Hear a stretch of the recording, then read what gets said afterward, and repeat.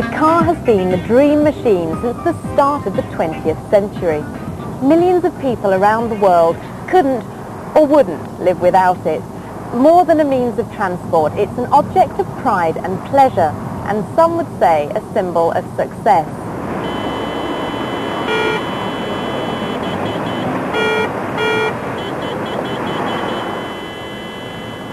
It's estimated that 50 million cars are manufactured worldwide every year. Add that number to the cars already on the world's roads and the result can only be more and more congestion.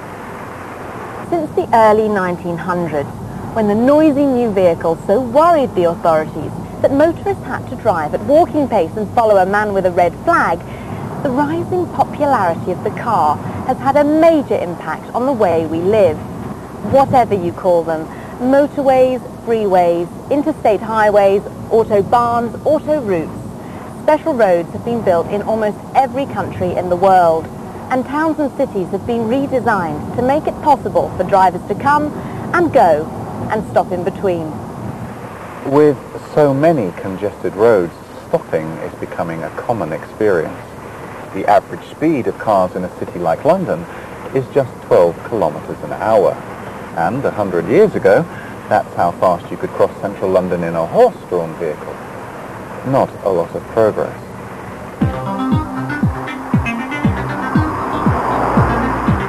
The car has made tremendous progress. Better engines, better tyres, better brakes. Car makers have been improving standards throughout the 20th century to make motoring more exciting, more comfortable and safer. Safe for whom? Take America.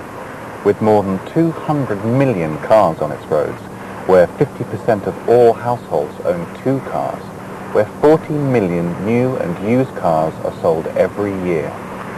Well, the numbers relating to safety are big too.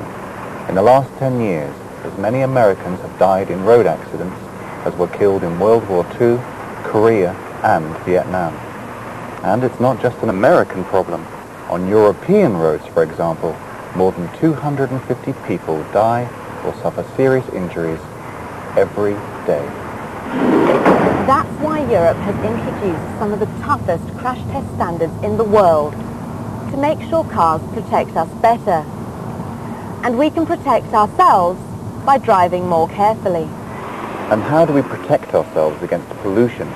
Cars pollute the air we breathe, they pollute the environment. The carbon dioxide in their gases is one of the biggest causes of global warming. Scientists say that the climate is changing more rapidly than at any other time in the world's history, and that in 100 years from now, average temperatures will have risen by 6 degrees and sea levels by 1 meter or more. Cars are a global issue. By 2005, the total number of cars in the world is expected to rise by almost 10%. And the jobs of many millions of workers are dependent on our love of driving.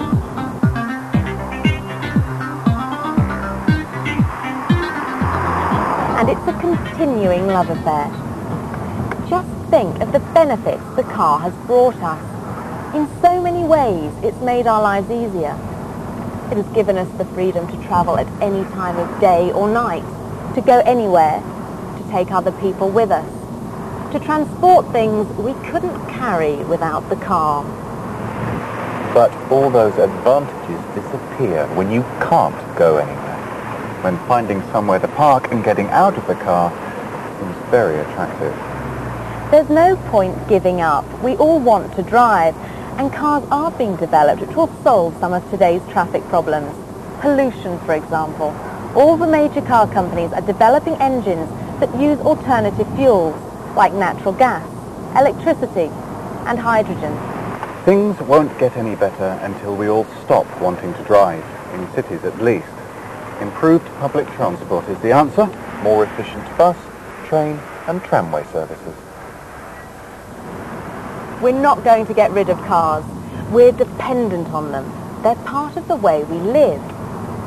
We just have to learn to live with them better, to drive smaller cars, to encourage people to share cars, to ease congestion by building more roads.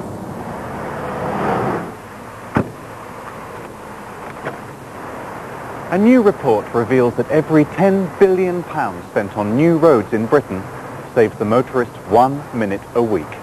Is that cost effective? So what are we to do? Somehow or other, we need to find an acceptable place for the car in the 21st century.